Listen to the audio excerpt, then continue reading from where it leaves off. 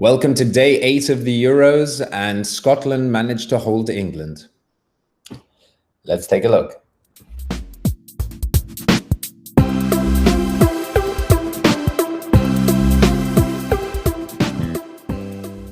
Good morning and welcome to the Pink Table. We're going to have a run through of the games that took place on yesterday's day 7 of the Euro and take a look at the games coming forward to us today.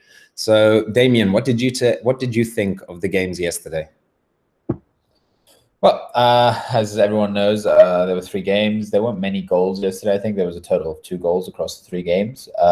So it was good football. It was just a bit disappointing, but all in all, it was good. I think England-Scotland for me was definitely my favorite. I wanted to see if the Scottish team would be able to hold the English attack. They were able to do so brilliantly. I think the defense of Scotland was fantastic.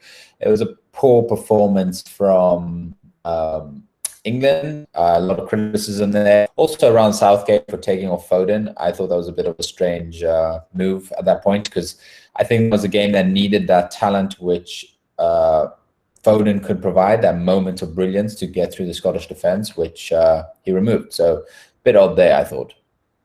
Yeah, it did seem like it was one of those games that was going to come down to an individual moment of brilliance.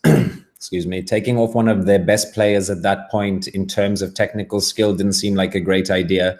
I've seen a lot of friends who are England fans who are very upset with Gareth Southgate today, and a lot already calling for his head, which might be a bit premature, really.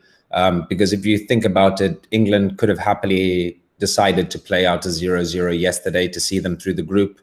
And possibly trying to avoid the bigger opposition that they would get by coming first, seeing as how Spain is going to likely fail to qualify first in their group.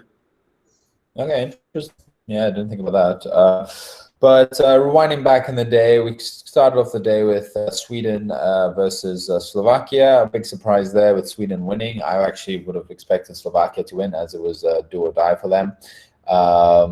So that was a big surprise. The Sweden team coming in, getting that goal, and just holding off the Slovakian attack for the whole of the second half. Yeah, the Swedish team hasn't looked the most brilliant, if we have to be completely honest, but Ishak is lighting up the tournament. The way he dribbles through players is incredible for a player of his height. He's really, I think, got a lot of clubs in Europe with their eyes on him now. I know Roma did have their eyes on the Sociedad striker before the tournament. I've got a fear that he might be out of our price range already by now because of what he's shown. But they're a really exciting unit. They're going to probably win their group, and let's see how far they go.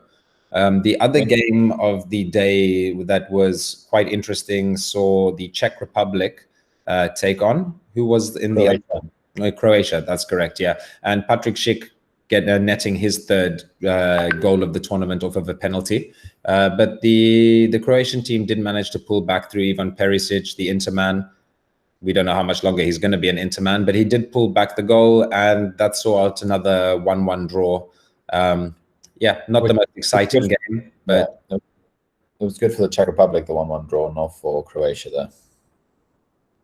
Not at all.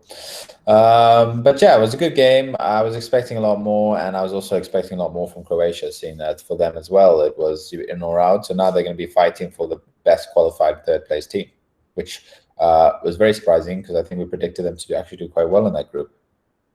Yeah, it's a bit of a weird one. The Croatian team did really well at the last World Cup, but I think that maybe over the last couple of years, those really pivotal key players have just gone over that age gap of being in their prime and being just over the hill. And players like Modric, and they're incredibly talented players, but they don't have that athleticism and that drive that they did a couple of years ago. So it's a team that's super talented, but I don't think that, well, I think that maybe we all overestimated them a bit coming into this tournament.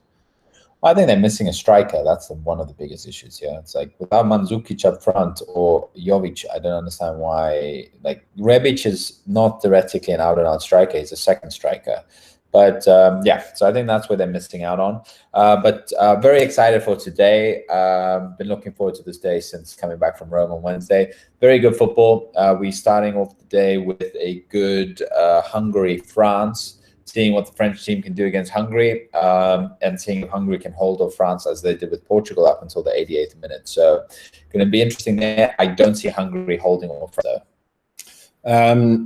I hope that the Hungarians can do it for them, but I really don't see it happening either. Watching the French take on the Germans the other night, Mbappe, when he hits that turbo, it looks like he's on a motorbike compared to the rest of the defenders. He's on another level at the moment, and when he gets going, if he can get going, I don't see much chance for Hungary. I do think that the way that the Hungarians defend as a block unit very centrally, it might push players like Mbappe and Griezmann out a bit wider. So you will see them attacking down the flanks and not down that central route. So that might push them away from goal scoring areas a little bit more, but both players are very comfortable at cutting in from the wing and shooting. So it's going to be an interesting game, and who knows, maybe the Hungarians can pull a Scotland and surprise us. Otherwise, the other game today that I'm super excited for is the middle game, the second game of the day, which is going to see the Germans take on the Portuguese. That's going to be an absolute cracker, do or die for Germany. They lost their opener against France, and need to at least get a draw here to try and secure something from this tournament. It would be a massive failure if they were to drop out of the group. So yeah, it'd be a massive failure for us as well, as we predicted them to win the whole tournament. Yeah, it would be terrible, but I don't think anybody expected Germany to be in this situation. Obviously, the group of death is one of those things that can go any way in the day. But yeah, I think people were expecting, like, their situation was drawn out as their first game was against France. So I think it was on the table, the situation. So let's see, there was Portugal's Hungary. Obviously, Portugal is expected to win, and against France, you have the option to lose. So I think Germany are going to come in prepared to this game. They knew this was a possible situation they could find themselves in. I don't see the German team failing at this. I feel that the Portugal side against Hungary, yes, it's the first game of the tournament. They might have not been, like, mentally prepared. There was a lot of fans in Hungary as the stadium was full. They had to readapt to that and get back into that groove.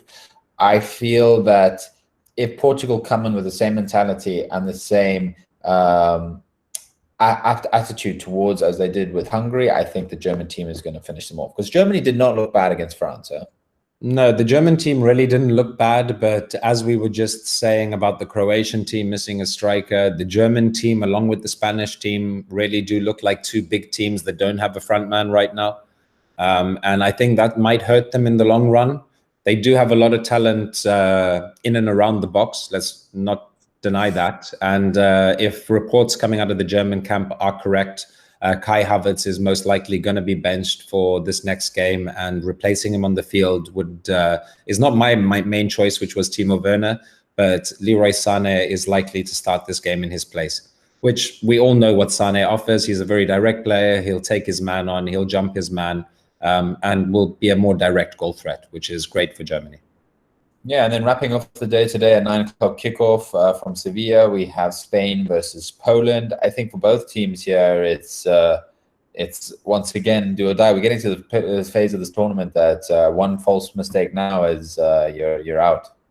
Yeah, do or die for both teams, sort of opposite. Spain, like I said, no striker, and then you've got Poland, which is incredible from the attacking midfield upwards, but the defense, as experienced as it is not the most competent. So it's going to be an exciting game. I think we have Spain 1-0 down to win, if I'm not mistaken, with Ferran Torres being involved in the goal.